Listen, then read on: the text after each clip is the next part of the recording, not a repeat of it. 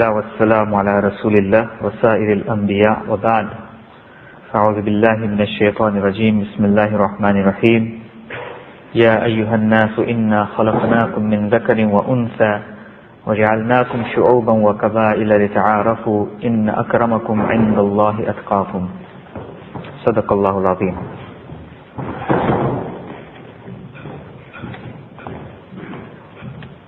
Dear brothers, sisters and friends, Assalamu alaikum and good evening.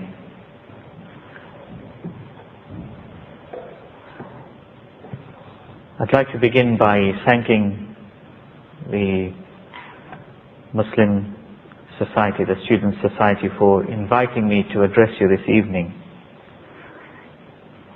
And to be quite honest with you, I always look forward to such invitations, such occasions, where I can engage with what I regard as the future of Britain, young people, regardless of faith, color or creed. We live in very difficult times, especially when you look at global situation from the Muslim point of view. Recent international events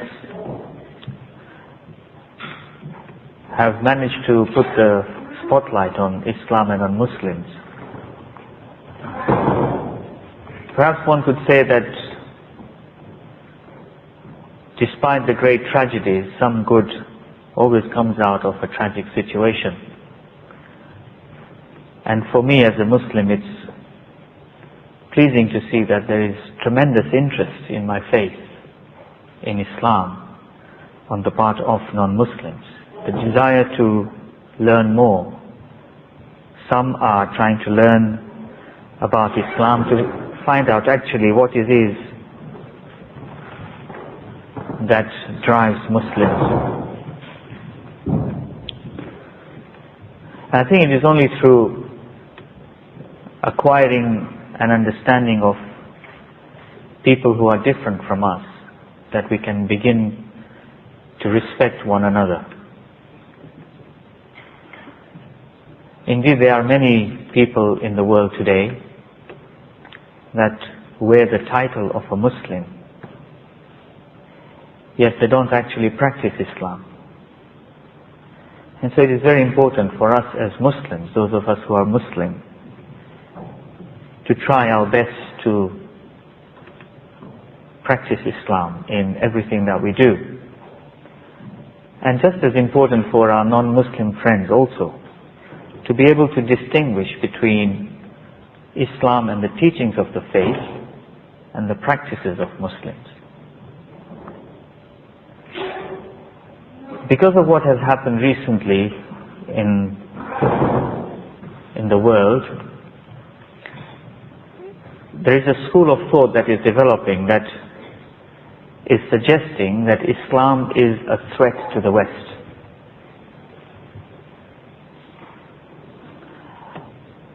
I totally reject that, because I believe that Islam is not a threat to the West. Perhaps some Muslims could be a threat to some sections of societies that are living in the Western Hemisphere. And I think that can be true of all religions, or even of people without a faith, without a religion. There are always a small number of people present in every community, in every society, in every faith, that will misunderstand the teachings of the faith and take them to an extreme end. And perhaps sometimes even go as far as to utilize the excuse of religion to justify their own goals and their own objectives. You'll have noticed that I used the word Western Hemisphere, and that was deliberate. Because I personally don't agree with any suggestion that there is something called Islam and the West, or Islam versus the West, or Muslims and the West. Because for me, as a Muslim who has taken residence in the Western hemisphere of the globe, I can't see how I can separate myself from these two descriptions of myself. I happen to be a Muslim who's living in the western part of the world, Western hemisphere. Again, the Western hemisphere depends where you're standing on the globe, isn't it? If you're standing in Australia, I don't know which part of the globe is west and which part is east. So who decides what constitutes the West? Are we talking in geographic terms? Are we talking in economic development terms, in material terms? What are we really talking about? When Muslim civilization was at its peak, was it the West then? And now that it has taken a plunge, it no longer remains the West and now is the East? And is it because when Islam and Muslim civilization was at its peak, in comparison, civilization in this part of the globe was at its lowest? So did we refer to it as the West or the East? So these are, I think, really descriptions and terms which do not serve any purpose as far as I'm concerned. And I will attempt to provide to you evidence of the fact that Islam really can be a positive thing to have in any part of the world, and indeed it is a positive and a power for good wherever it is found around the globe. Now I'll try and talk about the relationship of the British Isles with Islam and Muslims, and see how far back we go when the earliest recordings of the British encounter with Islam were recorded. We observe now that we live in an extremely diverse society in terms of religion, culture, ethnicity, and so on and so forth. And over the decades, a new kind of Britain has come into being, one in which diversity is celebrated. Of course, you'll always find elements in every society and community who find this unacceptable. But by and large, we find Britishness has evolved, has changed tremendously over the last few decades. So if we go back, and you'll be surprised to know that the British encounter with Islam goes back to the 8th century. I couldn't believe it when I first read this. I was scratching my head and I was saying, all those thousands or hundreds of years ago, really did the British people come across Islam and Muslims that long ago? So we find in the 8th century that Muslim mappers and travelers who had mapped the continents of the world, we find that in their maps they were actually aware of the existence of the British Isles. And a number of places are actually mentioned in Al-Khwarizmi's map of the world, which was written in around 817. So a number of places in Britain are mentioned there. In 1796, a great king died.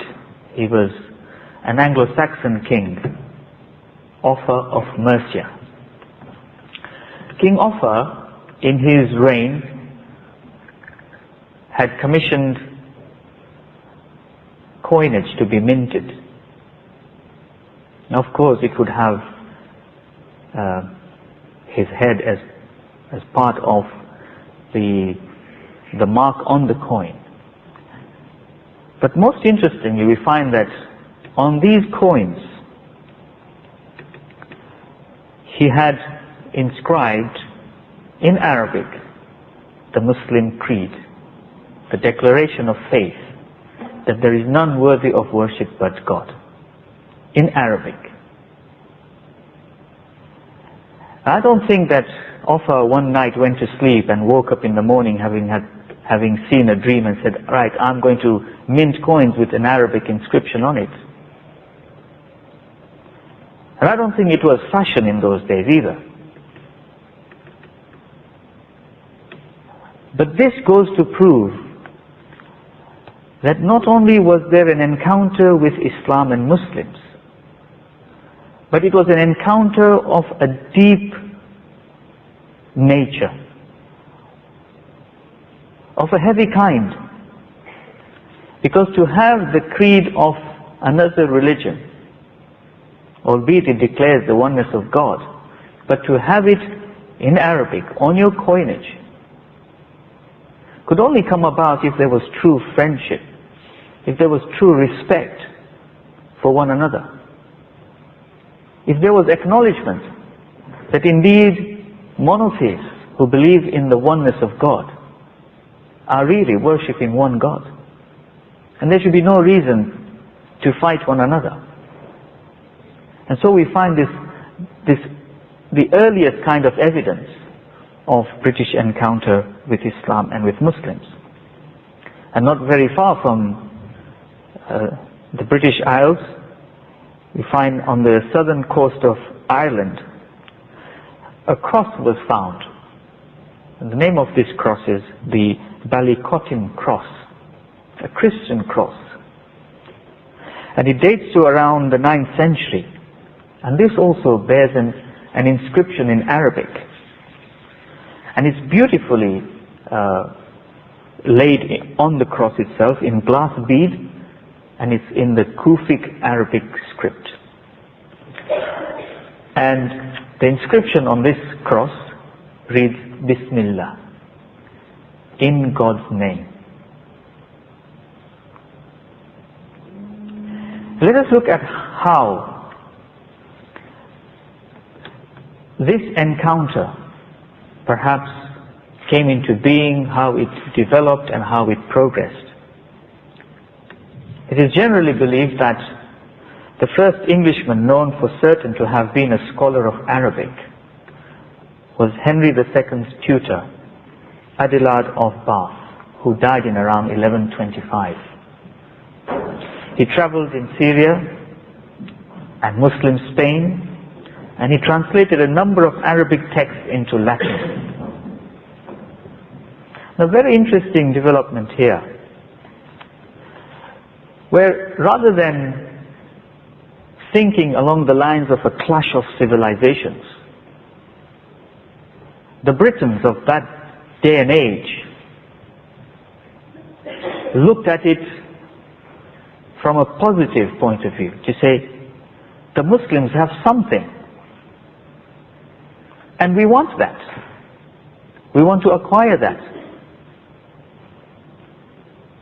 So they understood that just because a civilization is different to our own civilization, we don't have to be on course for a collision, but rather we can perhaps enrich our own civilization by tapping into that Muslim civilization. I think this is what it should be all about.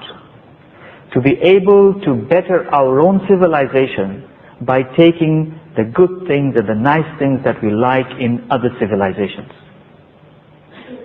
And that has happened throughout the history of mankind. And for us as Muslims, we believe that this is God's design. That He changes people's positions, people's situations throughout the ages. It's not static. There will be a time when a certain kind of civilization will peak, will reach a plateau and fall, only to be replaced by another, and so on and so forth. And history is full of this. the Greeks, the Romans, and so on and so forth. And perhaps at this juncture, if I might add, that it's possible that it is the same British attitude that prevails today also. Perhaps it's genetically inbuilt or something. When I reflect at the French situation,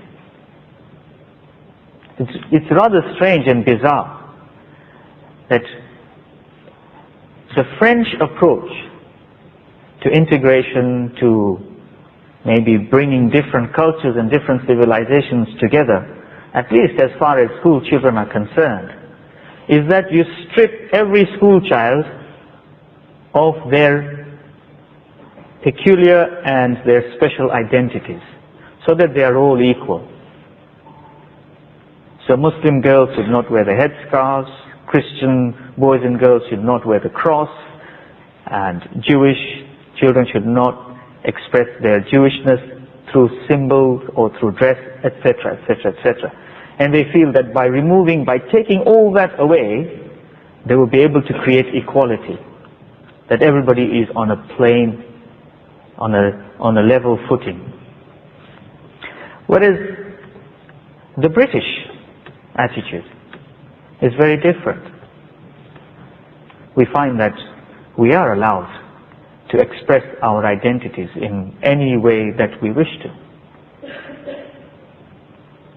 So here I am, turbaned, bearded, and nobody stops me from expressing my religious teachings in terms of my dress, and I'm allowed to do that.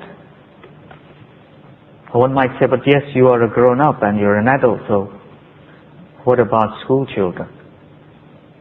Well, I can assure you that Muslim school children and other non-Christian school children also are allowed freely to express their religious teachings through dress and culture and so forth. And I think the British people have something to teach the French government. Perhaps not all French people agree with the government, but certainly the French could learn something from the British. The British have not only tolerated diversity, to say, okay, you happen to be in this country, so we'll have to live with it, we'll tolerate you. No. But I think that most British have moved on from tolerance to respect. And I don't think it stops there. We've actually moved on from respect to celebrating each other's diversity. And certainly for me as a Muslim, I will celebrate everything good in other faiths and other cultures so long as it does not contradict my faith teachings.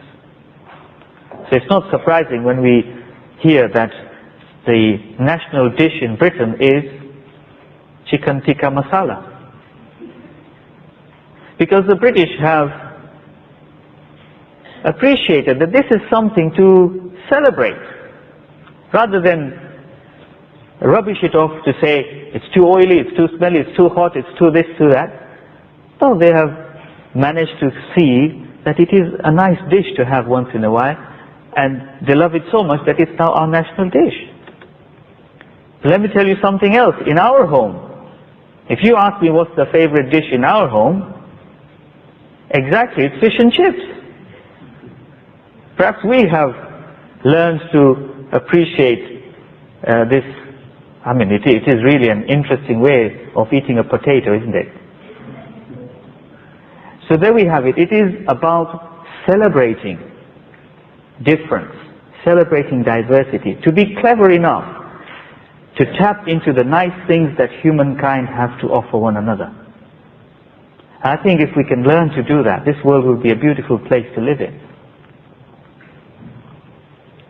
So we look at how the British people, the early Britons, realized that there was an immense wealth of knowledge, of culture, of civilization in Muslim lands, and the best way that they could access it would be to learn the language, to learn Arabic.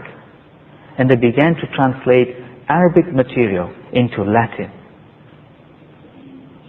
And many of us who study at universities and so forth in the different sciences owe a lot to the Arabic treasure of literature that was translated into Latin and eventually into English.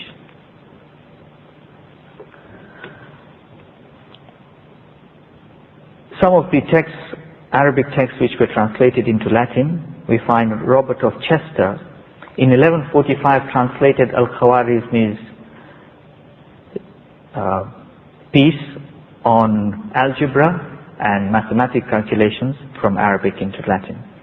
In the 12th century, 14th century rather, we find that Muslim scholarship was now becoming more and more well known by the academics in Britain. Following from people like Abelard, who pioneered the learning of Arabic amongst the British, there were others who sailed from Britain in the 12th and 13th centuries in the quest of Arabic learning, and each of these came back and they enlightened their fellow country people. This included Daniel of Morley and Michael Scotus, whose translations of Aristotle from Arabic were of great value during the Renaissance. In the 16th and 17th century, this was a time when Muslim naval power dominated the Mediterranean. The whole expanse included Istanbul, the center of the Ottoman Sultanate, Aleppo, the crucial link in the Silk trade route, Beirut, where all the ships from Europe used to dock, Jerusalem, the city of pilgrimage, Cairo, a center of trade, Fez, a world for a city in the western part of Africa. That whole expanse was dominated by the Muslim naval force. And when the threat of the Spanish Armada loomed in the mid-1580s, Queen Elizabeth did not hesitate to ask the Ottoman Sultan, Murad, for naval assistance against the Spaniards. And of all the countries in Europe, Britain enjoyed the most extensive trade with Muslim lands. Now inevitably, when there is such a degree and such a level of interaction, engagement and encounter,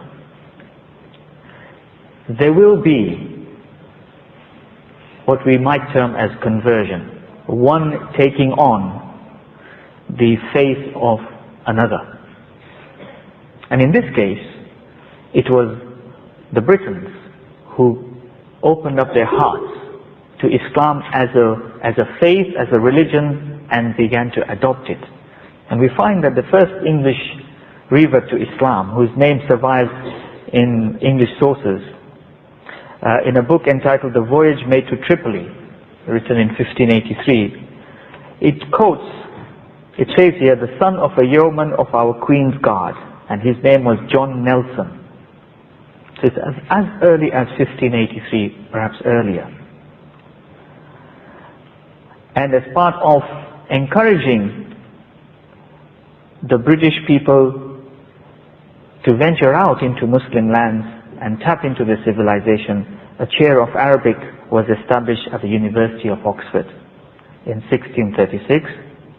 And it is well known that Charles I collected Arabic and Persian manuscripts. The Bodleian Library in Oxford has a manuscript of a letter written to Charles from Sultan al-Walid of Morocco. And part of this reads, "To our exalted presence has come your noble servant, John Harrison, well and in good health, and with far-reaching, sincere hopes. He has taken up residence with us, encompassed by kindness and treated with all manner of generosity." And that is the Muslim spirit. To be kind, to treat everyone in a manner of generosity, no matter how different they are to you. But then there were some troubled times in the history of Britain, especially of England, with the turmoil of the Civil War, when things perhaps were rocked a little, and we find mention of tolerating the Mohammedans meaning Muslims, who are living in the London area. But that did not stop the thirst on the part of the Britons to learn more about this faith, this civilization. So it was not long, it was in 1649 when the first translation in English of the Quran appeared. This was done by Ross.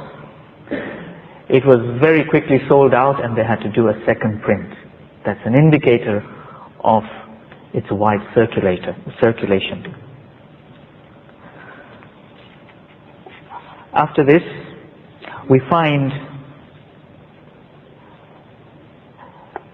that even the ruling class in Britain began to make comparisons between their people and the people who were in power in Muslim lands and the subjects that they ruled over. After whatever happened in the Civil War, when Cromwell was in power, as Lord Protector, reference to Islam and Muslims became part of the discourse. The royalists would attack the revolutionaries for the disrespect of parish priests and the rejection of the high Anglican official tenets. Ross, who translated the Quran, had lost his royal patron. He observes, and he writes, and indeed, if Christians will but diligently read and observe the laws and histories of the Mohammedans, meaning the Muslims, they may blush to see how zealous they are in the works of devotion, piety, and charity, how devout, cleanly and reverent in their mosques, how obedient to their priests, that even the great Turk himself will attempt nothing without consulting his mufti, the highest religious authority in Islam. The revolutionaries, according to their critics, followed their own self-declared religious authorities, while even the Sultan heeded the advice of the mufti on religious matters.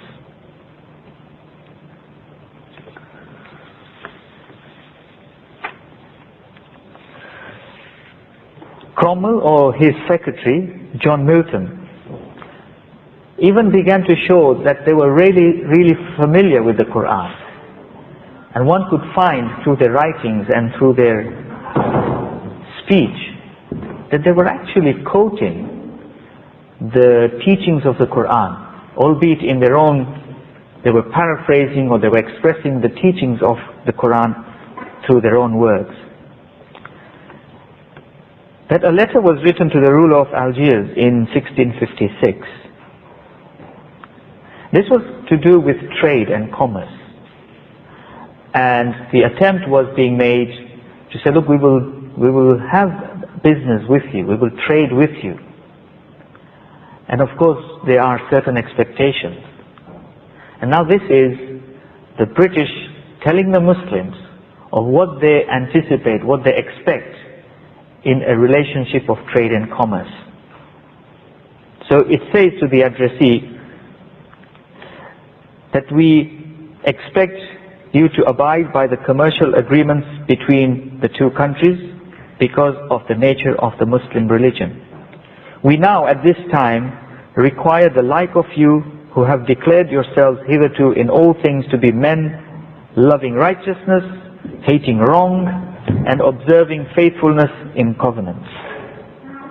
This is the exact teaching of the Quran. So here you have Cromwell or his secretary preaching this message of the Quran to Muslims across the Mediterranean, that we are doing this business with you, knowing, fully aware that you and your religion teaches righteousness, piety, and of course faithfulness in covenant. You will fulfill your promise.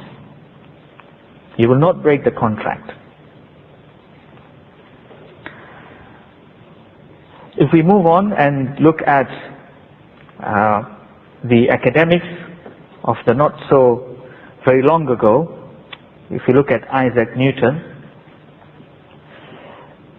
he was much influenced by Muslim scholarship. And there was a time when he was given a professorship, but the system in those days was that he would have to abide and take holy orders. Now secretly, Isaac Newton rejected Trinitarianism. He did not accept the idea or the theology of the Trinity, which meant that he would get into trouble with the king and he would be put to death. But luckily, Charles II granted him special dispensation and said, you are an academic, perhaps this doesn't apply to you, you don't need to take holy orders, you carry on what you're best at doing. And subsequently, all other academics who held this chair were not required, they were exempted from the holy orders. But had he been put to death, we can all try to reflect back and see what gaps there might have been in modern science. We find texts in Arabic, in mathematics, astronomy, chemistry, medicine, all these that are central to higher education today and even in those days was the Muslim contribution to the development of mankind. And in order to obtain access to the advanced knowledge of the day found in Muslim lands, not only were translations commenced at Oxford and Cambridge, but preparations were made to train a generation of Arabic scholars. And it hasn't stopped since then. Even today there are large numbers of British academics who are not Muslim, but have studied Arabic and can understand it, perhaps speak it even better than some Arabs. Certainly better than I. So this is something that we reflect back on as the Muslim contribution to British society, or putting it the other way, the British ability to tap into a civilization that was different to theirs, but was richer than theirs, so they enriched themselves by tapping into that society. But if we come back to the colonial period, which was a very difficult time, not just for Muslims, but other religions and other people that were colonized by countries from the Western Hemisphere, in particular by Britain. We find, if we looked at a map of Britain in 1897, you could see the empire stretching from the west coast of Africa, coming this way, Nigeria, all across Cairo, Egypt, coming across through the Middle East, and going all the way into the Far East. A lot of these countries had large Muslim populations residing there. And it is an undisputed fact that it is the Muslim lands that provided the manpower and the material resources that contributed to the prosperity of Victorian and Edwardian England. And it is perhaps at this point where the tide turned. It is the colonial encounter which perhaps first brought Muslims onto Britain itself in large and substantial numbers. And they were brought over as sailors and as soldiers, or perhaps they came over indeed as students. And they established their first communities in the ports in England and in Scotland, and by the turn of the century there were also several hundred Muslim traders, peddlers, who moved from town to town, city to city, selling their goods as far north as Scotland. And for a long time during the reign of Queen Victoria, she employed two male Indian secretaries. Both were Muslim, Muhammad Baksh and Abdul Karim. They both entered the Queen's service 3 days after her Golden Jubilee in 1887. And although Baksh remained as an ordinary servant, the rank of a bearer, Abdul Karim made tremendous progress, eventually becoming Queen Victoria's secretary and an influential figure in the royal household. So the royals also benefited from Muslims. And indeed, it was not long ago when Prince Charles was visiting Markfield here in Leicestershire, where he shared his appreciation with Muslims who were gathered there to say, my great-great-grandmother benefited from Muslims. And he talked about Abdul Karim. And he said, my Queen Victoria learned Hindustani from Abdul Karim. And I would add to that, perhaps a lot of recipes were probably exchanged as well during that encounter. So this is perhaps a timeline dating Muslim encounter with the British people, or the British encounter with Islam, and we can reflect back and see that there is no reason why this cannot continue to be the case. For us as Muslims now, living in Britain, having made this home, many of you are probably born here, and feel that you don't know any other home and this is your home. And so we need to now look at it from the point of view of what it can be my contribution to Britain as a Muslim living in Britain, engaging in mainstream society. What good can I bring to humanity? How can I help in nation building, to build a Britain which is not just tolerant but respectful of everyone, which gives everyone room and the space to practice their faith without hindrance, without fear, to create a society that is just, that is peaceful. That, I think, is a challenge for us, and perhaps that needs another occasion to be discussed as a topic in its own right. Well, those are a few things that I wanted to share with you.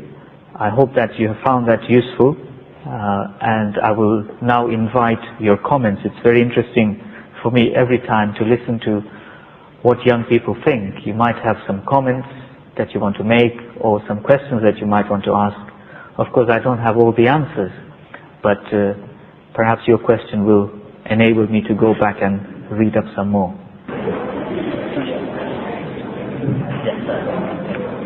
Thank you for this question. It's from a Hindu friend, and the Hindu friend is asking whether they are classified as a kafir or non-Muslim. Well, we're going into what micro-semantics is.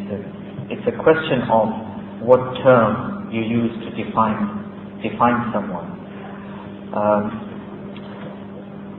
There is an understanding in Muslim teachings about the belief in God.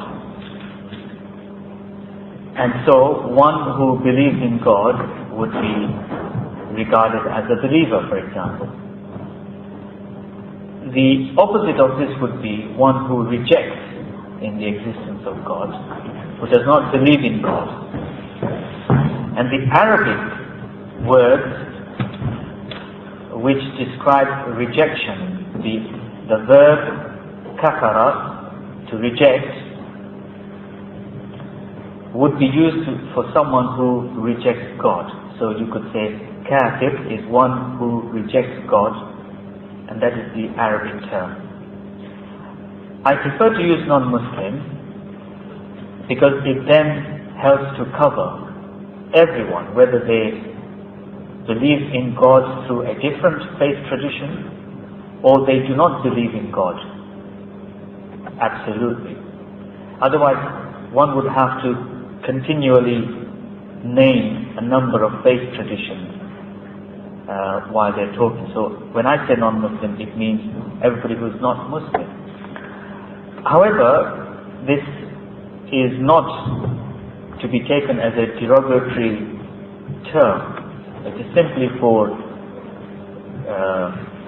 classification or for differentiation between a believer and a non-believer. It could easily have been any other word, which if there was another word for it in Arabic, that would have been used. We also have within Islam the understanding of the people of the book. We do not believe that the Quran is the only word of God, but there are many scriptures that were revealed before the Quran that were God's revealed scripture.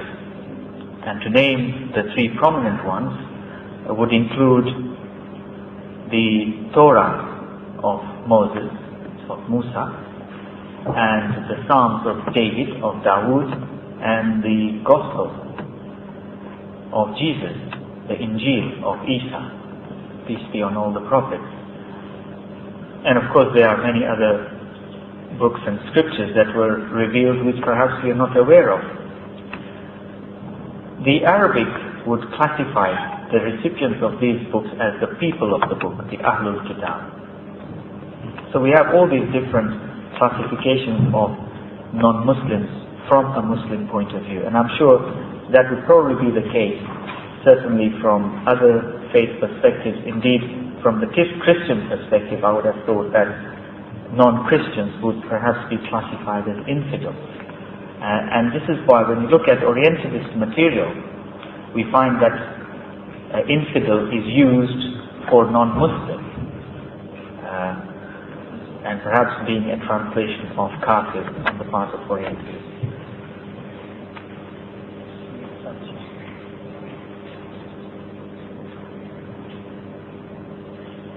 As we've reflected on the contributions made by Muslims to Britain, academic and otherwise, so the question is, what positive benefits can today's Muslims bring to Britain? I think if we practice our faith sincerely and honestly, there's a lot that we can bring to society in terms of honesty, of kindness, of modesty, of being true to your faith and practicing your faith and not allowing it to be diluted because of public pressure, for example. That God's law comes before all other law. That God's law cannot be changed to suit us, but we have to change in order to be able to fulfill God's law. Some of these things are missing from British society today, and it saddens me very much, and I have expressed this to my friends amongst the Christian clergy and in other faiths, that I don't see why you have to give in to pressure from the public for whatsoever reason there might be, and you want to bring a change in your religious laws. These are sacred laws. If you believe in your religion that these are sacred laws laid down by God, then how can you change them because there's pressure being put on you? And I was amazed to find myself participating in an interview on the World Service, BBC World Service, where one of the bishops in Britain had suggested that Christian worship, which traditionally takes place on Sundays, should no longer take place on Sundays because people don't turn up. And they should look for an alternative time or day or something. And I was surprised to find myself talking over the phone line in the interview, defending the Christian position, to say, why should you stop worshipping on a Sunday just because people don't come? You can't make religion suit humankind. The test is the human being should be able to live their life according to the teachings of the faith, the teachings of the religion. And I could easily have said, if I wanted to say, well, I don't believe in Christianity, so if you do away with worship on a Sunday, fine, good, do it. But the thing is, we live in a society where religion really is becoming unfashionable. It's not the thing to do, for example. And if we as religious people fail to support one another as people of faith, as people of religion, then our position becomes weaker. I think what we need to do now is to support and get behind, rally behind one another and support each other in the practice of our religion. And we've seen examples of that. We saw with the issue of the headscarf. Scores, perhaps hundreds, if not thousands of non-Muslims, Christian, Jews, Hindu, Sikh, Buddhists, whoever they might be, or even people of no faith, felt that this was a religious right, a human right that was being taken away, and people should be allowed to wear the headscarf if they wanted to. And I think Muslims need to reciprocate that. We cannot just expect others to support us when we are in need of support. I think if others need our support, then we should be there to support their cause. If faith communities become strong in this country, I think we as Muslims will also benefit from that position, that we will be in a society where faith has a place. Unlike, I think, France, which is going down a very slippery slope, where faith really hasn't got much space, at least in politics. They've totally separated the state from religion since the civil war a century and a half ago.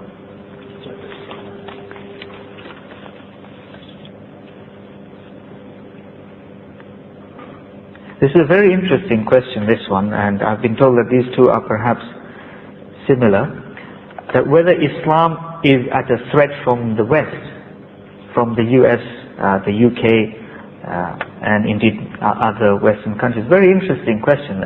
Perhaps Muslims in Muslim lands ought to stand up and start screaming and shouting, say, you are a threat to us. I think Islam and Muslims are not at a threat from people living in the Western Hemisphere. It's the governments that can be pinpointed. There have been times, for example, if we look back at the tragedy in the Balkans, we find that it was the US and perhaps it was Western governments that, albeit very late and belatedly, nevertheless took the steps to make sure that the genocide of Muslims and others came to an end, and the oppressors were taken to task and were removed out of the equation. So it's not always the case where Muslim lands can be threatened or have been threatened by so-called Western powers. I think it's a changing situation. Today's friend could be your enemy tomorrow in terms of governments. We can see how when it was useful for the West, Saddam was their buddy, and when it no longer served their goals, he became a baddie, and you get rid of him. So it's a changing situation. Politics, unfortunately, I think because it is empty of a faith dimension, it becomes selfish, it becomes brutal. I think faith is very, very important, an integral part of politics, which is why as Muslims we do not differentiate between politics and Islam or between politics and faith. For us, Islam is a complete way of life, and politics falls within that bracket of life. It's inbuilt, it's an integral part of the faith. But that's an interesting question, and I think I'm going to explore this a little further. This other one, it talks about how things are going in Britain and America and others, and it says it's only a matter of time before we get kicked out of this country. I think we need to be realistic. Of course we can't be complacent. We can't sit back and say, well, everything is rosy in this country and everything is fine, which is why I feel it's so important for us as Muslims, and also for my other non-Muslim friends from a different religion, that we engage in British life, in mainstream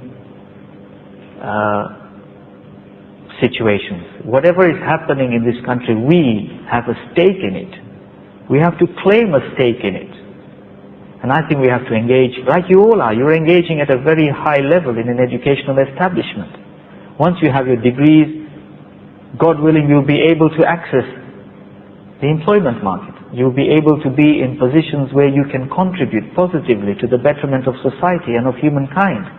Some of you might go into politics. And that has certainly been my message to young Muslim men, women, that we definitely need to engage in mainstream politics. We cannot isolate ourselves. If we want to bring a change which will serve us better in this country, then we cannot lock ourselves away in some corner. We have to venture out and get in there and try and bring about a change in there. And just this reminds me of this kicked out bit, if the chair will allow me, something that I have shared with other young students in other parts of the country. With regard to the negative portrayal of Islam, when it is alleged that Islam was spread by force and people were forced to convert to Islam and so on and so forth. I want to tie this in with the earlier question, what British Muslims can do in Britain. In the depth of my heart, I would sincerely want all British people, not just British people, I would want every human being in the world to follow the way of life of Islam. I'd be lying to you if I said otherwise. And I think if somebody strongly believes that their religion is the best for humankind, then they will feel the same. They will want everybody to be like them or to follow a religion like theirs. That's human nature, that if you believe in something to be the best, you want it for everybody. Again, it's all part of the process of demonization of Muslims and of Islam. And I can give you a very simple example of Spain, Muslim Spain. We heard earlier on when the Spanish Armada threatened Britain, how the British approached the Muslims for help and so on and so forth. Of course, there was a time when Muslims ruled Spain for centuries. The simple question here is, if Islam was truly spread by force and people were forced to become Muslims, then all of Spain would certainly have been Muslim. Either those who rejected would have been killed or would have been expelled and sent away somewhere on ships to faraway lands. And I say this, and I say it with a heavy heart, with deep sadness, that the Muslims understood the teachings of the Quran, that you cannot force Islam on anyone, and you cannot give guidance to anyone to Islam. It is God who chooses who He wants to guide to Islam. That we left sufficient non-Muslims in Spain, enough of them that they were able to kick us out.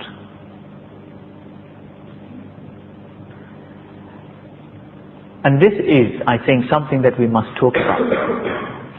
Look at India, for example. The recent tragedies in Gujarat. The innocent lives that were lost on all sides. Muslims ruled India for centuries. And if it was all about forced conversion, I'm not denying that there were incidents, isolated incidents. That is something perhaps very difficult to avoid. But there is no sort of active policy that you have to force people to become Muslim. And despite the centuries of rule in India, India still remains a majority Hindu country where the Muslims are a minority. If it was a case of imposing one's faith on others, I think all those centuries of rule would have enabled Muslims to convert the Hindus and the other religious communities in India to become Muslim. But this was something that that triggered off from that word kicked out of his country. We hear many times politicians, many times people in the media, and members of the public coming onto the radio or other media agencies saying that if you don't like our way of life, go back home. But maybe I could go back to Malawi because that's where I came from. But most of you were born in this country and this is your home. So if you want to go back home, you just go back to Britain. You're already in Britain. So where do you go? Either they ship you off to Mars or something. I understand they found some evidence that there might be some H2O lying down somewhere. But the point is that we are now part and parcel of Britain. As Muslims and members of other religions, we form British society and we have a stake in it. And if each one of us has the desire to contribute to nation building, to the betterment of British society, I think people will appreciate us. It is when we fail to do that, that the indigenous, especially the indigenous population, begin to dislike us, or some of us. That is the crucial point. The whole table is full of questions. I don't know if you want me to go on with this. You mentioned tolerance a few times. You think Muslims have a lot to learn about that. That is the tolerance of our own different Muslim traditions. Absolutely. Absolutely. This is key to Muslim unity in this country. When you live in a non-Muslim country, it is absolutely important that Muslims are united. And I'll tell you a very interesting experience that I have had personally. For many years I've engaged with non-Muslims, that is Christians, Jews, Hindus and other religious people. With some of them at a very intimate level of engagement, of dialogue, certainly with Christians. And it was during this encounter where I realized that I was making such a great effort in trying to build bridges with Christians, in trying to understand Christianity, in trying to dispel the misconceptions that they have about Islam and Muslims. And one day I sat back and I asked myself, why is it that I'm not utilizing the same kind of energy and devoting the same amount of time to building bridges with fellow Muslims who are different to my tradition? And that was my wake-up call. I woke up suddenly and I realized that why do I have no motivation to reach out and get to know a Shia? Because I'm a Sunni, I don't want to know a Shia. Why don't I reach out to a Muslim who believes differently from my Sunni tradition? They have a different Sunni tradition. And why do I always put them down or talk them down and things like that? And I thank God that once that dawned on me, I really now have no time for sectarian dialogue or discussions. If a Muslim wants to grow a beard, grow it. If you don't want to grow it, don't grow it. God up there is going to deal with us. If you want to wear a hat when you pray, wear it. You don't want to wear it, don't wear it. Honestly, I don't have time to go into those little things. There are more serious issues that we face as Muslims in this country and globally. We need to unite ourselves. We need to give room to others. And sometimes I sit back and wonder, why did we end up with 4? Many of us follow the 4 schools of law in Islam. How come we ended up with 4? Because there is room for diversity. Because there was room for the 2nd and the 3rd and the 4th school of thought. And there is room for those who don't want to follow these schools of thought. So we really need to grow up. Forgive me for using that word, but we need to grow up and move away from those sectarian issues. These are fiqh issues. And if you look at the Muslim tradition, this is supposed to be a kind of blessing. The diversity within the practice of Islam is supposed to be a blessing. What we refer to as ikhtilaful ummah rahmah, that the diversity between the Muslims is supposed to be a source of blessing, because each one is practicing Islam in the way that they have learned, reflecting back on the Messenger Muhammad's practice. If we're all the same, doing everything similarly, I think I would have found things to be rather boring, not challenging. So I hope that we can move on to uniting ourselves and then also be able to unite with the wider community.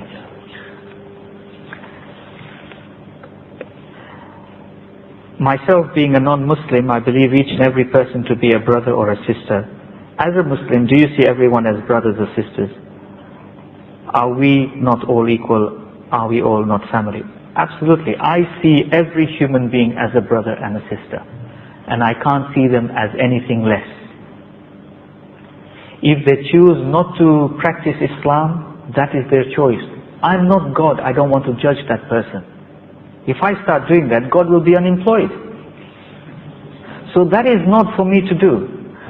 My duty as a Muslim is to treat every human being with kindness, with respect. I give respect, I get respect. And the Messenger of God, Muhammad, peace be on him, in many of his teachings has emphasized the caring of fellow human beings, of neighbors, of mankind in general, and of all creation, whether they're animals or plants. And many times we talk of jihad and war and so on and so forth. Let me tell you that that has a place in Islam, but Muslim soldiers who were sent out to fight oppression were actually commanded to respect religious places, places of worship, not to go inside and capture or kill enemies who sought refuge in those places of worship. They were instructed not to burn vegetation, crops and plantations, or cut down trees. They were instructed not to mutilate dead bodies of enemies. And I reflect back and think about it. But this is war. Everything should be okay. It's like what the civilized Western powers are doing today with their gadgety warplanes and all that. And you just drop the cluster bombs, you just drop the daisy cutters and all that, and you kill thousands of innocent people alongside that. Reflect back on the teaching of Islam, that even your dead enemy, the body should not be mutilated. And that should teach us Muslims that even in the situation of war, of battle, we are to give respect. So think about it. What about when we're at